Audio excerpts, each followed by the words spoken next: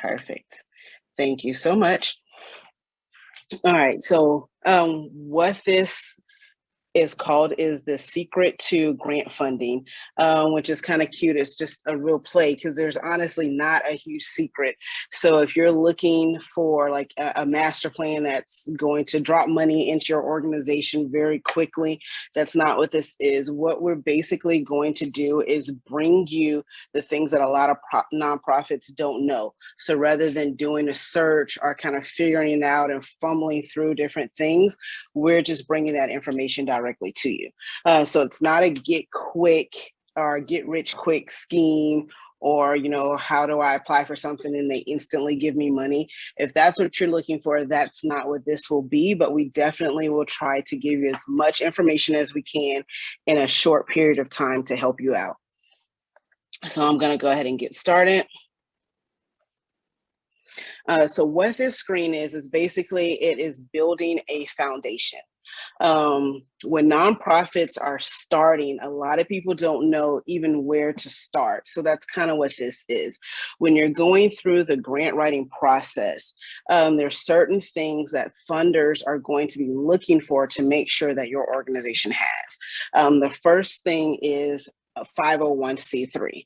So you want to file that paperwork with the IRS. Now, when you're going after federal funding, you can apply for federal grants without having a 501c3, but a lot of nonprofits are going to be applying for grants through foundations or companies. So it typically isn't federal grants that most people are applying for. So they're going to want to make sure that you have your 501c3 paperwork and that you can provide that to them to prove that your organization is legit. And the next thing is a website or social media landing page. This is very similar to just a regular person. Like when someone introduces themselves, the easiest way to look, figure out who someone is to look them up. So that's what they're going to do for your organization.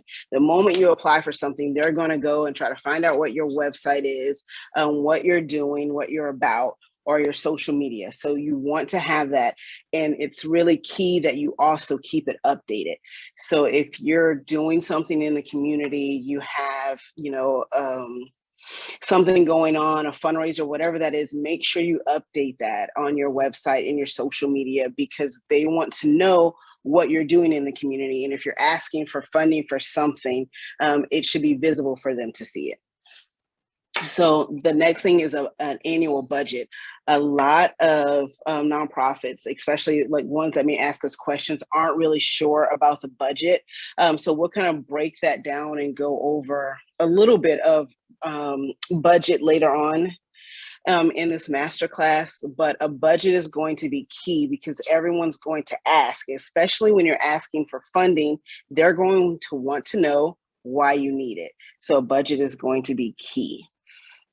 And the next thing I'm going to say is active board members. You cannot do it by yourself. So you want to have at least 3 board members. And I say active board members, people that you can lean on when you have a project, whatever that may be, to help you through that. So if you are a nonprofit organization and you're listed as one person, it's going to be very hard to get funding because people aren't going to want to give funds to you for a project and it's showing only you. It's really hard for you to go out there and organize something for the community when you're a party of one. So you definitely want to get board members, and we say at least 3, but as long as you have a board and you have different assignments for each person on the board, that's going to be key. You want to have that listed. We're here in Florida, so it would be Sunbiz for us. But you just want to have that listed with the state under your organization so people can see it. It's also helpful to have that on your website so it's easily accessible. When they look you up, they can see who's attached to your organization. Now, fundraising. So that's key. Like we talk about grant writing, but I feel like grant writing and fundraising goes hand in hand. When nonprofits are out in the community and they're doing the work for the community, somehow that has to get paid. So fundraising is going to be key to getting your organization with funds so that you can continue to do the work in your community. So create a fundraising plan. Have your board members help out with that fundraising plan. Just know how you're going to get income into your nonprofit organization. And then if you're not a new nonprofit, then okay, so end of the year financial statements is what that's supposed to say. But and if they're audited, even better. But you want to have financial statements for your nonprofit organization. And if I'm going too fast, just shout at me. I'll kind of be checking the chat, and I think my assistant can also be like, hey, slow down.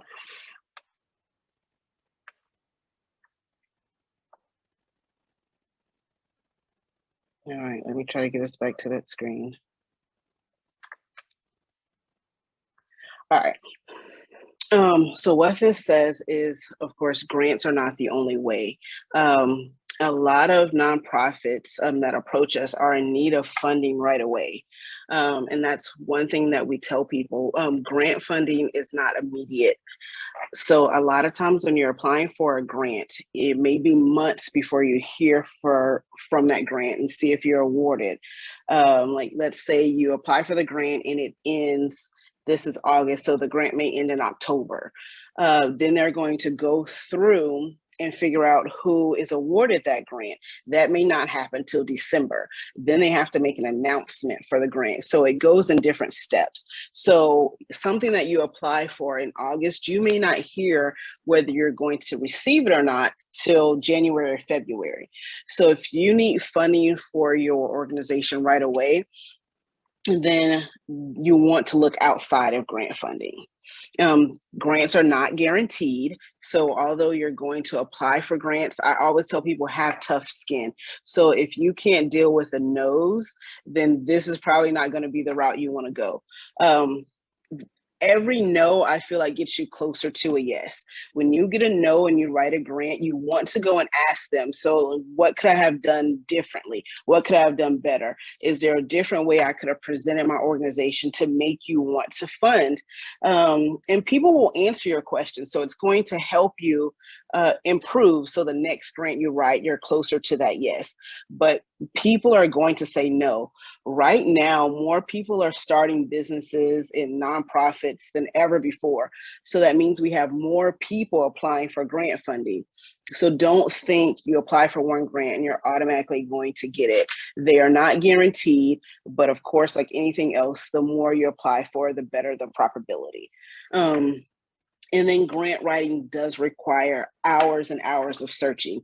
Me and my team probably spend most of our day actually just sifting through grants to see if they match the organizations that we work for.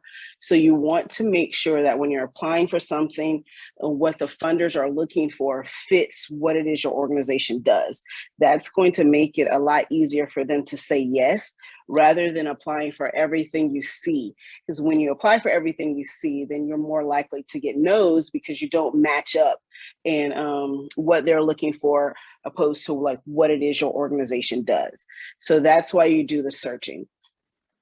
But we say that to say that fundraising is going to be key if you need funding for your nonprofit faster. What grants are going to be is the key to helping your organization scale up. Once you start getting grants, what's really cool about that is if you apply for a grant and let's say they approve that grant, they may give you $10,000. And then they come back and they ask you what you were able to do with that grant. And then you're able to like list off, here's your budget. This is what you were able to do. This is who you were able to help. Maybe next year they give you $30,000 and you don't have to go through that same process. Funders are more likely to continue to give you funding if they can tell that you're using the funds the way that you're supposed to and that your organization is doing exactly what you say you're going to do. So it makes it a lot easier. But here are just a few funding ideas that we like to tell nonprofits. So while you're going through the grant writing process, you still are getting funds so that you can do the work that you need to do within the community. So the first thing is solicit donations. That's key. It's really simple to do. You can do donations through Facebook. A lot of people do. I mean, people are really creative these days. I've seen calendars where people can just pick a date on the calendar and then they send over that amount of money. But donations is key. You can hold fundraisers. And of course, fundraisers can be all kind of things too. I've seen dances to you name it.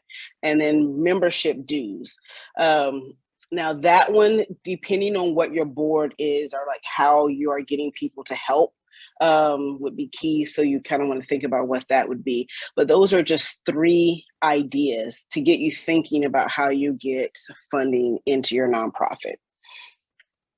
Now, if you are soliciting donations, which most nonprofits do, there is a site here at the bottom of my screen, and I can definitely, again, send out this recording. But this is going to be key. Most states require nonprofits to complete this form and file to be able to solicit donations. So if you want to screenshot this or write this down, I'll stay on the screen for a little bit. But especially like here in the state of Florida, you have to have this form. On the next screen, I'll actually show you an example of what the form looks like. But I would say every nonprofit needs to make sure that they filed and completed this paperwork, because you do want to solicit donations so that you can do the work in the community.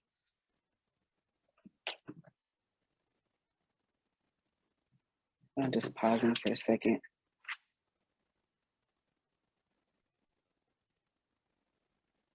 Okay, so I'm going to go over to the next screen.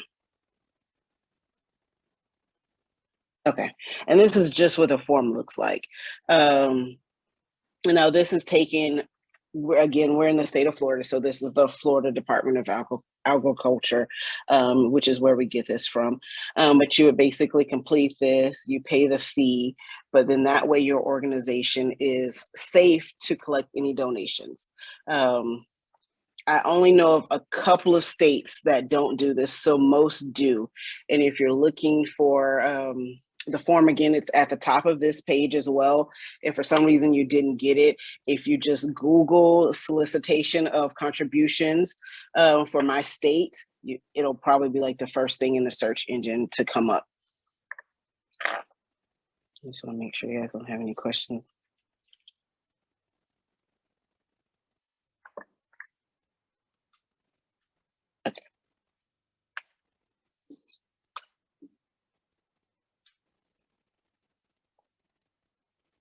All right, so this, I wanted to include the identification numbers because I get a lot of questions about what I need for my nonprofit to be able to go after grants. So that's what this is.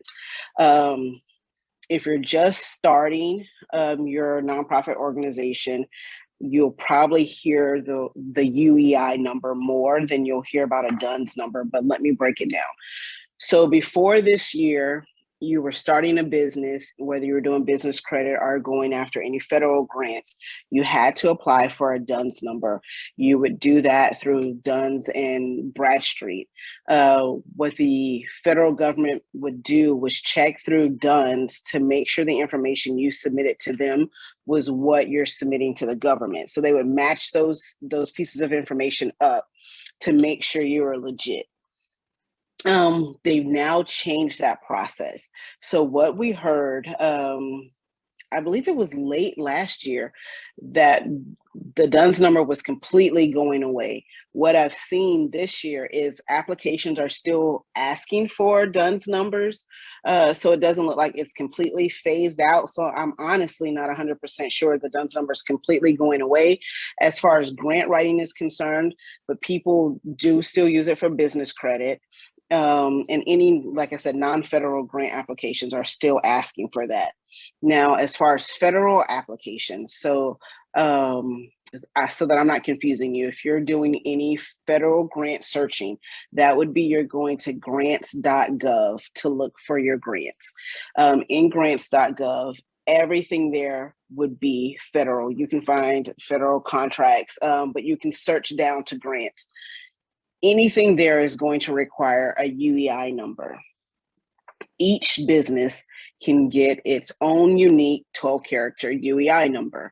How you get this number is through sam.gov. So it's sam.gov. It does its check with the IRS to verify that your business is legit and the information you're providing to SAM is correct. Once you complete it, the process has gotten a lot easier. So you can probably do it, I'd probably say in like 30 minutes or so. Once you complete the sam.gov full check, it takes them about 24 hours, I'll say 24 to 48 hours to verify your business and come back with the unique number. This number is only used through the federal government. So if you're going to, again, grants.gov to apply for a grant, you would use that. So in my opinion, as it stands right now, you would want to keep both of these numbers close if you've already gotten a DUNS number. A lot of people don't know that nonprofits can go after business credit, but you can. That's not something that we dive into, but you definitely would probably want to explore that. But I'm going to say, just so that you have understanding, it's going to be helpful to have both of these numbers. As you progress in your nonprofit, it's going to be a lot easier to go after federal grants. I'll tell you, the pool gets a lot smaller because people don't understand the process of going to SAM to get your UEI number and then going to grants.gov to look for the grants and how to apply for them. So just to start the process, you're narrowing the pool down of people that would be against you just because of the education piece, and some people don't know what they're supposed to do to get that funding. So I know that may be a little confusing, so I just want to check and make sure that you guys are still good. Okay, so I don't see any questions. We'll keep moving.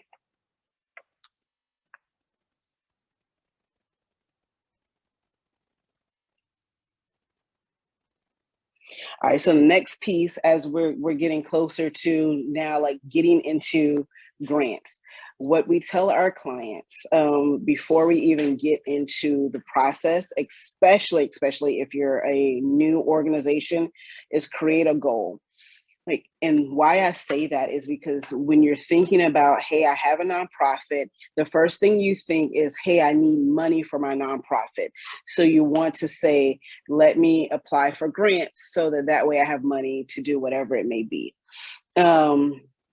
And I'm not saying that's the wrong way to be, but it's going to be a lot easier to say, hey, I have my nonprofit.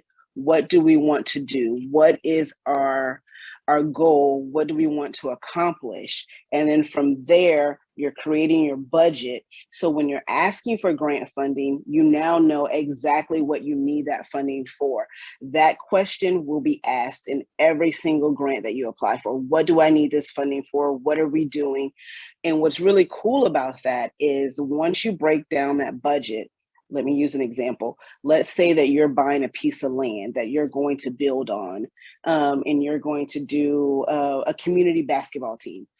So you can apply for a grant, one for the land, one for the building, one for the supplies or equipment you need for the basketball team. You could apply for another one for the uniforms, but you cannot apply for the same grant for the same thing until one is declined. What I mean by that is I can apply for 5 grants for land, hoping that, they give me all 5, approve me. I have to wait and apply for 1 grant for land. And if that grant says no, then I can apply for another grant for the same thing.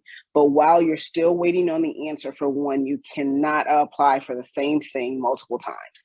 So having a project or a budget laid out allows you to then go and do grants for different parts of your project rather than the whole project, allowing you to be able to get more funding to complete the whole project, if that makes sense. But goals are going to be key. They help keep you on track. And the last thing you want to do when you're applying for a grant is say, hey, I need it for my operation budget. People tend to shy away from giving you money just for operations.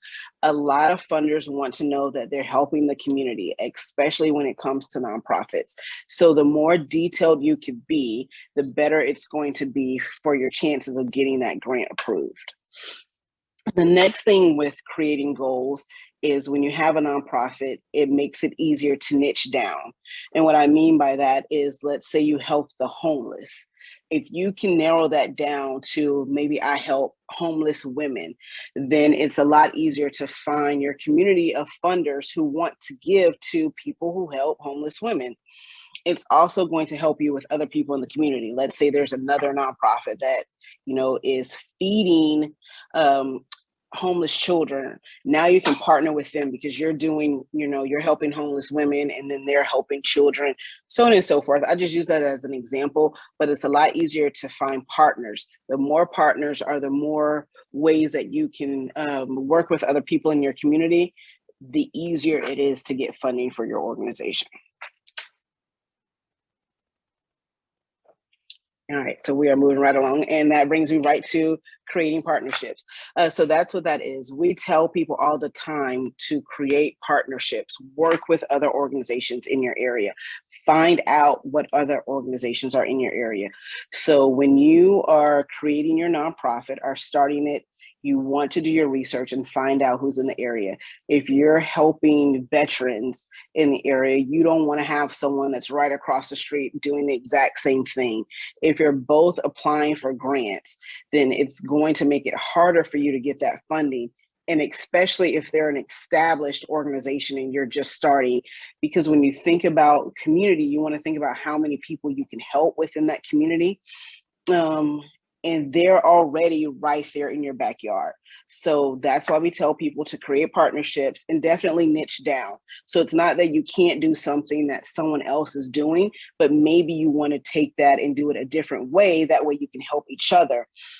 And then once you do that, if you go after grants, especially federal grants, they do this all the time. They ask, what other organizations are in your partnership? Who else will you enlist to help you accomplish your objective? If you can list these other organizations, you have a better chance of getting more funding, especially if you're a smaller nonprofit. And then that way money is stretching across multiple organizations and you're doing more work in the community because you're able to help multiple people. So I hope that makes sense to everyone there. I'd like to just keep checking back with you guys and make sure I'm not losing you. Okay, cool.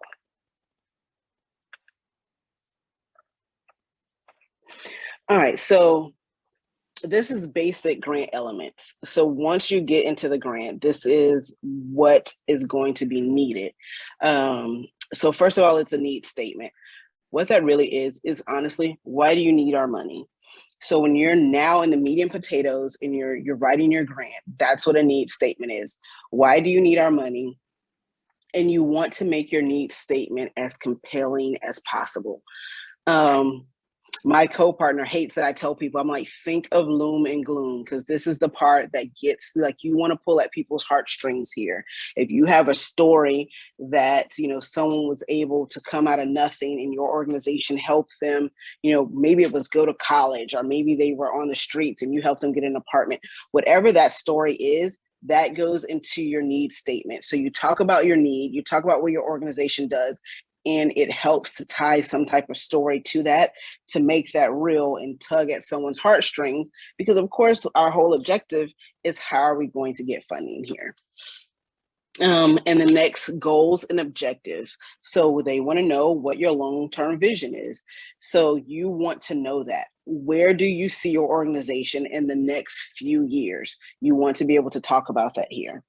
Now, you want also a plan of implementation. So basically, let's say let me go back to the gym. So you're going to build a gym. They want to know how long that's going to take, because they don't want to give you funding today and you're thinking that you're not even going to start this project for 2 years, or you're already in the middle of this project and it's about to be over and you're now asking for funding. So timetable is very important. And again, you can keep asking for funding for different parts of your project, but always know what your timetable is for whatever it is you're working on. And then your commitment. So what are you going to bring to the table?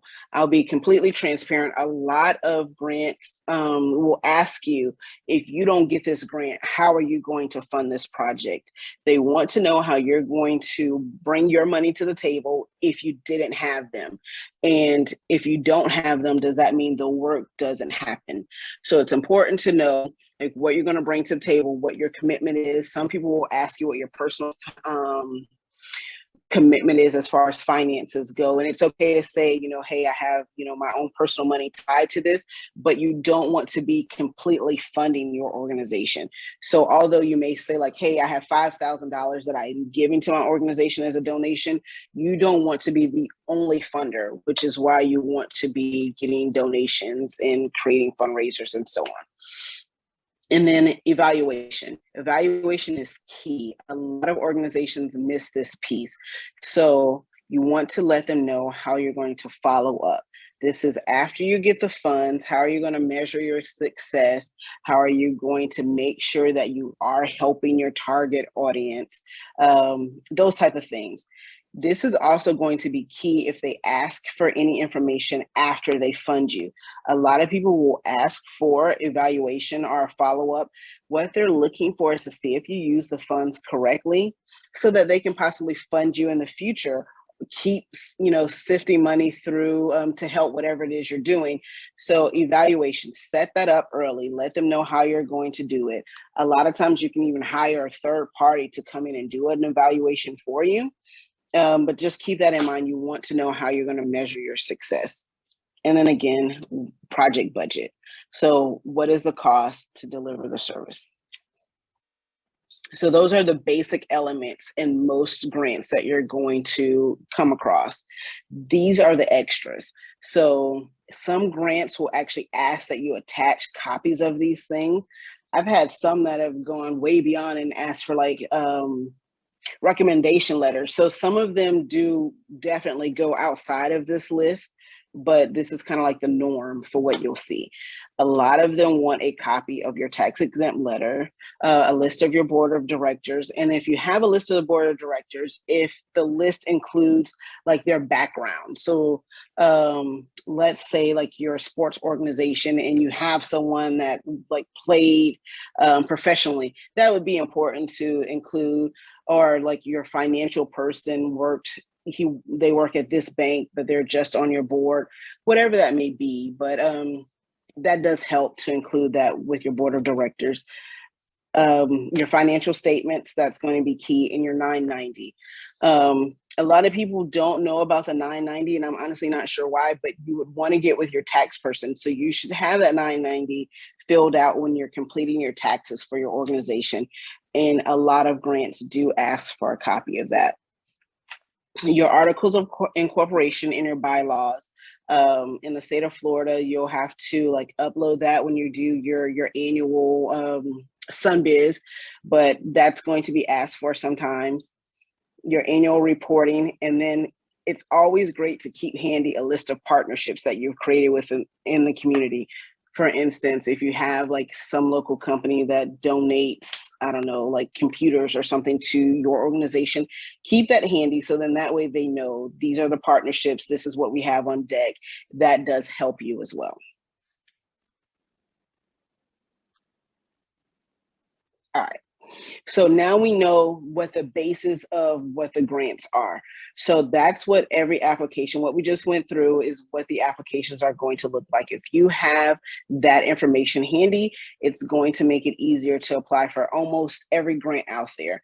Some do get a lot more detailed, like that you may have to write a couple essays, but you've got now the basis of grants. So what I want to tell you now is about some additional resources. Because we don't have a lot of time, I just kind of want to breeze through everything to give you as much information as we possibly can to get you started on this journey.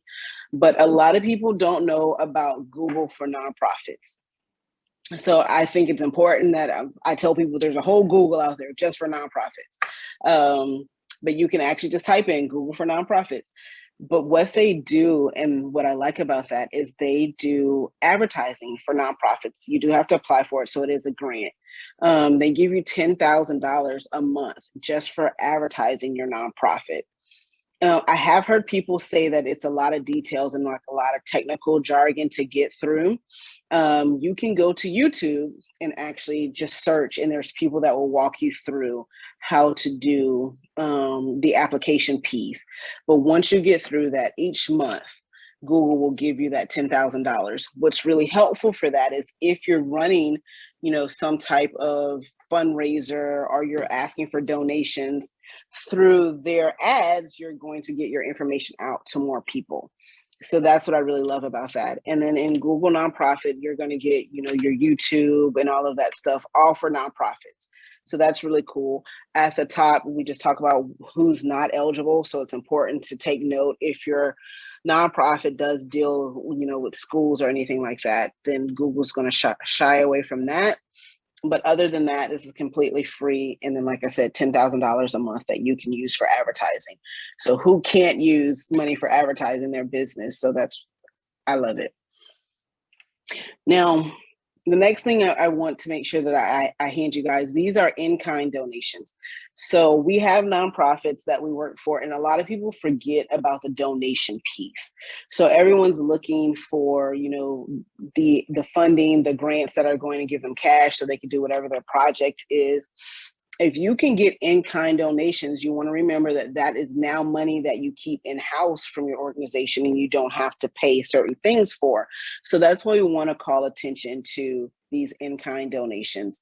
They are very helpful. I have a lot of organizations that may help, feed the homeless or whatever it may be. These donations help facilitate some of those things. So this is just a list. If you want to screenshot it, or whatever, we'll send it out to you. But there's a couple food organizations on here like Subway, Chipotle. One thing I want to note is a lot of these organizations that do give donated items, you can just call your local, like let's say, I know PepsiCo does it. You can call your local Pepsi and just let them know, hey, I'm with this organization. We're a nonprofit.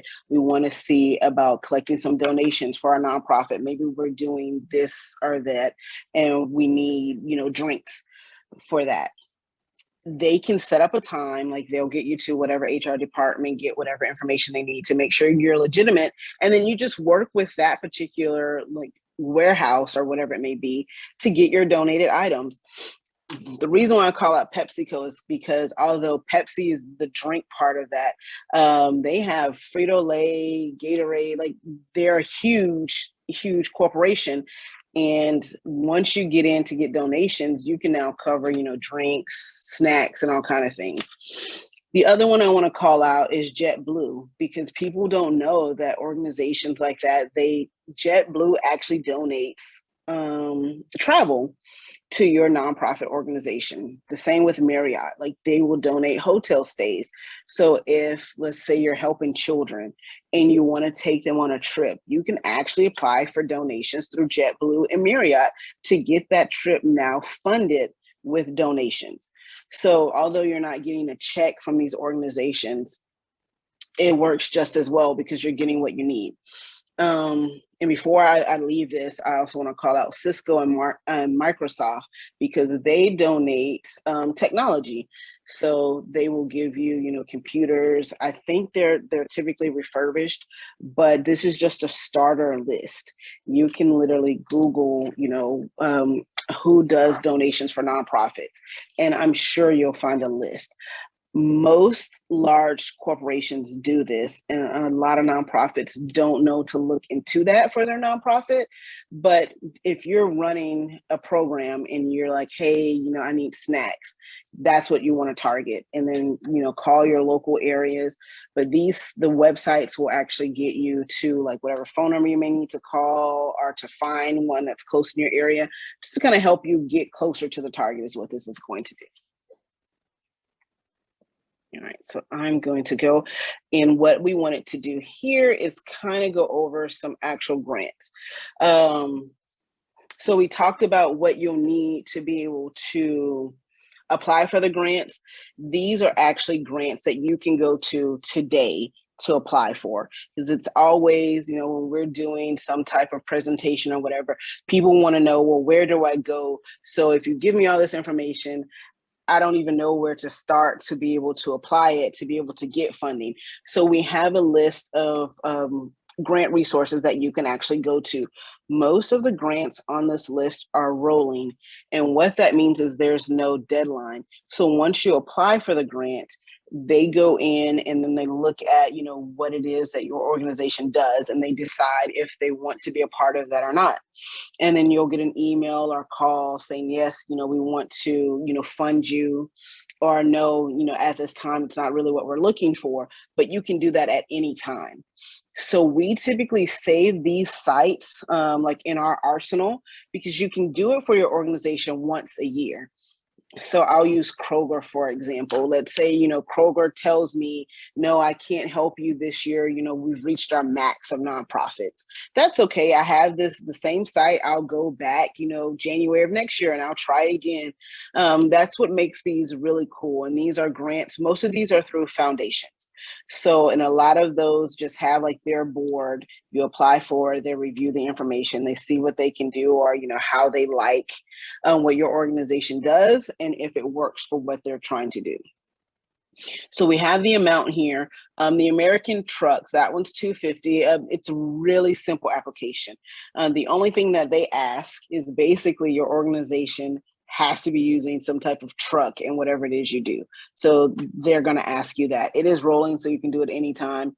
And like I said, I went to the site and it maybe took like 4 minutes to apply. So it's not a large amount, but it's not something that you're going to have to go in depth to answer a lot of questions to apply for either. On this particular page, I do believe Kroger is the one that's going to give you the most. All of these resources that we have, so there's another page or 3 behind here, everyone is going to want to see your 501c3 information. So I want to make sure that that's key and you understand that up front. You must be a 501c3. Most of them are going to make you prove that you're a 501c3. So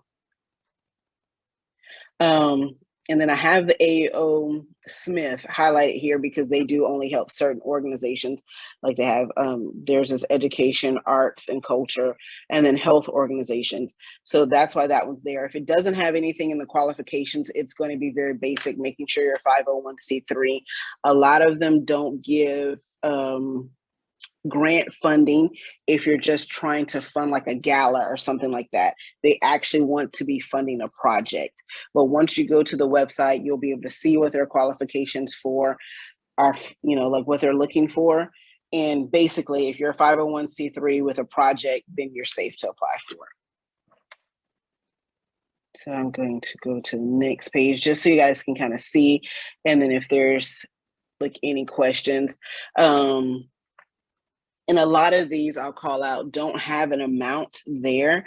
And the reason that you don't see what the amount is that the grant would be for is because they're asking you to request the funding that you want. So that's really cool that you can request the funding that you want, but you really want to be careful with that. A lot of organizations are more likely to fund you if you're not asking for crazy amounts. Like we like to tell people, you know, if you're just starting off as a nonprofit, maybe $5,000 is where you want to be at. If you're a more solidified nonprofit, you're getting more funding in and you're doing larger projects, then maybe anywhere from $20,000 to $30,000. But the higher the amount, the less likely they are to approve you. And that's because they want to help more organizations. So of course, the lower the amount, the more people they can help, if that makes sense. But that's why you don't see an actual amount there, because you're requesting how much you want. We put Santander there because their average, regardless of what you request based on the project, it looks like they have an average of 30,000 that they're giving out. And then I want to call out Publix. For Publix, you have to be in a state that Publix actually serves. So I think Publix is mainly in South states, and you know, correct me if I'm wrong. I honestly don't know. I'm Florida born and raised, so everywhere I turn, there's a Publix, but I know Publix is in Georgia. I think it's mainly the South, but if there's no Publix in the area, then you're not going to qualify for any grant funding from them. And it says Publix feed the homeless. They do more than just the homeless grants. So I know they do it for sports organizations, children organizations. And with them, I definitely say stay on the safe side, and I would do about 5,000 when you're requesting from Publix. Now, with Saucony, they only fund, they only fund organizations if you're involved in running. So that's key. If your organization doesn't do any type of, running activities, don't bother. That's what their goal is to fund any activities like surrounded around, running and those type of sports. Okay. Now, what I want to call out on this page, like Walmart, the Rise grant, theirs is just a straight 5,000. A lot of grants are going to go through cyber grants. So Walmart uses cyber grants. What this is, it's like a housing to cyber grants verifies that your nonprofit is legit. So if you're registered with the IRS, then you're going to show up in cyber grants, basically. So what you would do is you go to cyber grants, you would search your organization, and then it'll pop up, like, let's say there's multiple matches, you'll see, the multiple matches, you'll find the one that's yours. And if you don't already have an account, you would then register your organization with cyber grants, create your username and password. When you're doing that, it'll ask you questions about your organization. I would advise you to be as detailed as possible, because cyber grants is going to do a couple of things. One, it's going to allow you to apply for grants with companies like Walmart that use cyber grants as like their housing of their grants. It'll also allow people to find your organization to just donate if they wanted to. So if I'm looking for someone to just give $5,000 to, I can go to Cyber Grants and search for nonprofits and be like, oh, this looks good. I'll send my money to them. And you can get your funding just straight through cyber grants. So it's definitely a website that you want to register for. You will see it a lot when you're applying for grants. But Walmart does use cyber grants to allow nonprofits to apply for.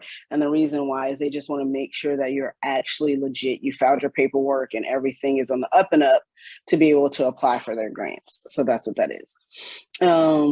So all the ones on this page have an actual amount that you would be approved for. And they're all basically rolling is what that is. So I'll stay there just for a second. If you need to look, I'll actually switch over, see if you guys have any questions. Okay.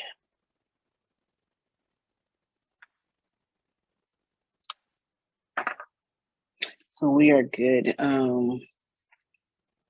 here. And again, all of these grants, like once you have the site, you can just keep going there. You can apply for one of these grants, like let's say State Farm. You can apply for State Farm every single year. Now we'll say with State Farm, just because I call that out, when you go to their site, State Farm has a list of people in charge of their grants for each area. It's going to take you to like a person's email, and you'll have to email it, say like, hey, Sally, this is my organization. I'm looking to apply for grants with State Farm. And then it's going to be Sally that sends you their application process for her area. So this site is going to take you to be able to find that, to then continue the process, just so you kind of know what that looks like. But you can apply for any one of these grants once a year.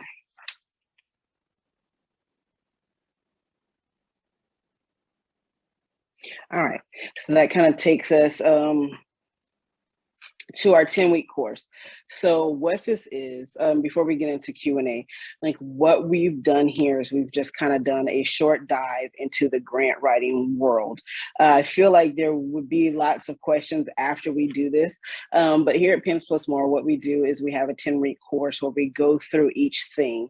And I'll kind of go back just to kind of explain what that looks like. So there's a course where we just go through getting your UEI number, which is why I went back to this screen, because this, although like me explaining, hey, get your UEI number, go to sam.gov, that process can be very tedious. It's a lot of, like sending you an email, verifying it's you. Okay, you have like 5 minutes or 3 minutes to put this code in and do that. And that's because you're dealing with the government and they want to make sure that it's really you and someone's not trying to get access to your organization to fraudulently get funding. So we do like a whole course on just getting this number, and then our team helps walk you through that process. Now, while the government has definitely made it a lot easier than it used to be, because it used to take us weeks to be able to obtain this UEI number, where now we can probably get it in 48 hours, it still is a tedious process, and it can get confusing because you're getting like constant emails and you're like, okay, so what do I do now? What's the next thing? But that's one of the things that we do in our grant writing course. We do make sure that you have your 501c3. A lot of people, when you're first starting out with your nonprofit, you're kind of confused on what do I do? I had people ask like, okay, so what code do I pick here? And you're trying to do the right thing. And a lot of people don't know what resources that they can reach out to figure out how to file my nonprofit. Am I doing this right? What's the next step with my nonprofit? And then, of course, like going after funding. So in our 10-week course, we go through all of that. Our team is available to help you if you stumble and you have any questions. We do Q&A sessions, so that way, like you're talking to a live person, whatever's going on, we can help you with that. So that is another resource that we have, and we do our master classes like this one once a month, just to allow people to get on with us live. Although the classes are recorded, that way if you do have any questions, you're already going through the grant writing process, so we can definitely help you with any questions. And if we don't know the answer, we will definitely find the answer, because grant writing is constantly changing. We're in 2022. Grant writing now is not what it used to be. So it's not writing a whole bunch of papers and then mailing them in. A lot of things are digitalized, and it makes it a lot easier. But if we don't know, we can definitely figure it out and help you guys out. So that's what our 10-week course does bring you. If you visit our site, because we do have 2 sites, our grant writing course is on www.pensplusmore.com. So I don't want to confuse you, because we do have 2 sites, but pensplusmore.com is where you'll find more information about our 10-week course if you are interested in that. But I want to stop here and just see if you guys have any questions, anything you want me to go back through. If I sped through anything, I want to make sure I'm being as helpful as I possibly can for you to answer those questions. I do have about 2 questions. How you doing? I'm doing good. How are you? I'm okay. Thank you for doing this. The question I wanted to ask was, I know you said we needed to have 3 active board members. So from with me starting the nonprofit, I was under the assumption that I can be one of the board members, correct? Or should I can, not? yes. No, you can Okay. be a board member. Okay. And then the other question I wanted to ask was, with me just being started out, I don't have a lot of funds, as you would know, coming in. So when it comes to me doing the year end, the year end financial statements and the annual budget, what the annual budget is looking for, correct? What we will budget for the year coming up or for the previous year. So when did you start your nonprofit? I did my 501c3. I did everything in 2020. Okay. But so go ahead. I was just gonna say, but I've never sat and did like an actual budget for it, or I've never done like financial statements. So I do my 990. I filed that, and I keep an active record keeping book of everything that's going in and coming out. Okay. So you're using like a service like QuickBooks or something like that? Yeah. Okay. So because you're just starting, QuickBooks can definitely help you. You have a person that's doing your taxes for you? I do not. Okay, so you're just doing everything alone. Mhm. Because that may be key, like to get like a financial person to kind of look at things for you. Um, so you kind of ask like a couple questions in there. I want to make sure I hit all of them so I don't miss one. So for your budget, it would really depend on what your organization is doing. And then like once you're like, okay, this is what I'm doing, then what is your plan for what you're doing? Like it's just going to help you be able to create your budget even if your funds are low. Like people that are just starting out, I know they go into like the negative as far as like budget may go because you're putting in so much money and there may be like not a lot of other funds coming in.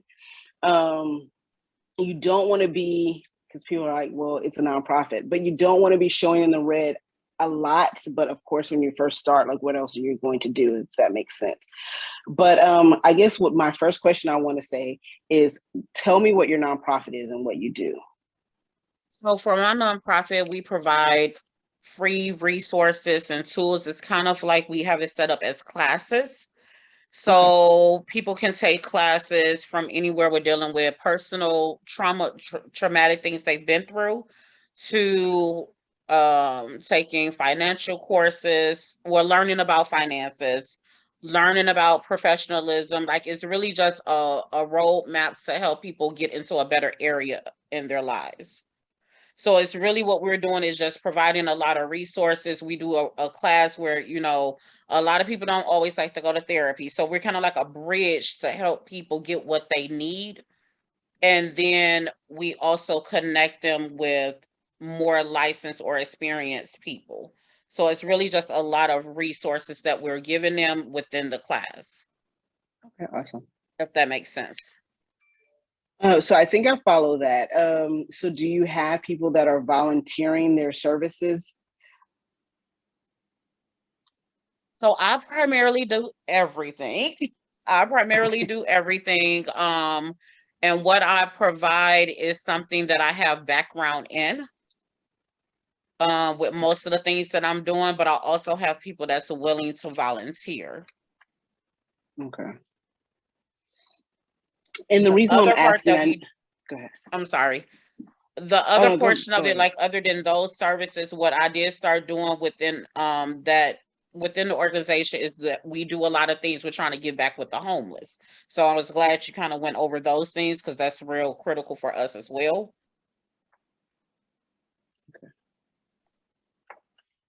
Um, so I guess a couple things I would say. So because you're doing a lot of the things, I would probably say partnerships are going to be key, but I know your question is about budget. Because what you want to do is like write down how much it costs for you to be able to provide them those resources. You do want to start out with some budget. However, like elementary you have to create that, you want to at least have a starting point for what that is. Even if like you're writing down like, I spend this on this, or whatever it may be, like for your supplies or whatever, because that's going to be the first thing. Like when you're going into like a grant and you're applying for it, they want to know this, so you want to kind of have that on hand, even if you have to start very basic. Because I know some people are like, here's my receipts and I'll just start from here. You can get better as it goes, but you definitely want to start creating some type of record keeping and budget for what it may be. It sounds like to me you have multiple projects, so you may even want to break that down. Because if in the grant world, if you're applying for grants that are helping the homeless, you want to have that budget for what that part cost your organization when you're applying for a grant that goes towards that, if that makes sense. It does make sense, and I was gonna ask that because how my website is set up with social and as well as social media, we do have some things where we did community events or we did events to give back to help with the homeless. So I was hoping that that wouldn't make a difference since my initial, I can't remember the coding offhand for the 501c3, but I was hoping that wouldn't make a difference when it's asking for grants. Like if they go on my page to look at it, as long as they can see where we've already been active with that, then that should still be helpful for them to approve the grant, right? Yeah, they're not going to look at the coding that you use to apply for that. That's going to be like just the IRS making sure like whatever code you picked, you're in line for that. But the funder isn't going to dig that deep to be like, hey, this they applied for this code. What they're going to want to see when they go to your site, simply put, is you said you help homeless. Does it show that you're helping homeless people on your site? When were you last active? So like, let's say you're saying like, hey, I need money to do this project to help the homeless. And I go to your site and you haven't done anything since 2017. That's the kind of stuff that they're going to be looking for, because they're not going to want to fund you because it doesn't look like you're active anymore. And as far as the coding part of that goes, they're not going to care about that. And what I will say is you probably want to niche down like as much as you can so that way you have an area of expertise. So like if you're helping the homeless and you're like, I provide these resources for this group of homeless, the reason why I tell people to niche down, because now you become this expert in this. And then, like I said before, if you can get someone else in the community that may be doing something, now you can have a partnership, especially if your organization is new and doesn't have as much funding. If you can create a partnership with maybe a larger organization that does something similar, but not exactly the same, because they'll be more willing to partner with you if it's not exactly like what they're doing, then now you have access to more resources and possibly more funding, depending on how you guys work out that partnership. Okay, that makes sense. Thank you so much. No problem. I'm like, I hope I answered that for you, because I have a You tendency to did. ramble. So You have given me a lot of good information throughout the whole presentation. I'm glad that I was able to get on. I appreciate it. Now, one thing I want to call out is people do ask the amount of grant funding you should go after if you're a startup. And so I want to make sure that I address that. There's not specifically an amount. I will say you want to ask for the amount for the project that you're doing. And what that means is, like, we've had clients that are like, I want $150,000 because I want to get land, but your organization was just created this year. That's not really likely because you're still building that. So you want to go after grants for the project that you're building. If you're a new startup, I would say $5,000-$10,000 grants is probably where you want to play at, which means that you don't necessarily need to be digging in the federal unless you already have a project that's going to require thousands of dollars. And by thousands, I mean 20,000 or more. Grants through foundations are easier to apply for than federal grants, but always like ask for a grant that's within the project that you're doing, because although grants are, you don't have to pay them back, they are definitely not going to give them to you if it doesn't look like you can use the funding. And if you get the money and you don't do what you're supposed to do, then they can definitely make you pay them back. So that question came across. I wanted to make sure that I asked that. And then if there's any other questions, I am here to address them or help you guys out.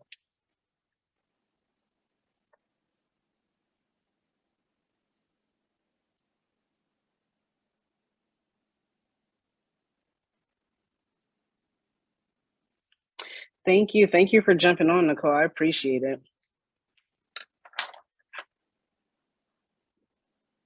I'm just responding to the chat. So, and I have the time at 8:30 just because at the end we like to do a Q&A, and sometimes we go like deep dive into Q&A. So that's what that is. But this is basically just an overview, again, to help you at least get started. So we kind of try to give you a little bit of everything, if that makes sense, just so you kind of have a pathway on where to go, and hopefully some new resources that you didn't know before to help you with your nonprofit. So that's what tonight is. I do have a Facebook group. So if you're looking for more information, definitely jump on the Facebook group. We do like to share new grants as they come out. We'll do that in the Facebook group. We also do that through our Instagram as well. Anytime that we can be of service to the community, we definitely like to do that. So if you see a grant, share that as well. Hopefully we help someone, and help someone we didn't even know we helped. It's always beneficial. Everyone's trying to do good, and everyone's trying to get funding for their organization. So any way we can help, we want to do that. So I definitely won't hold you. I just want to make sure if you guys have any other questions, I'll sit for a minute. Other than that, that's all we have. Please let everyone know we typically do these once a month just to help nonprofits. And then if they need more in-depth help, again, we have our 10-week course. But once a month, we like to do this to be able to help those that need it.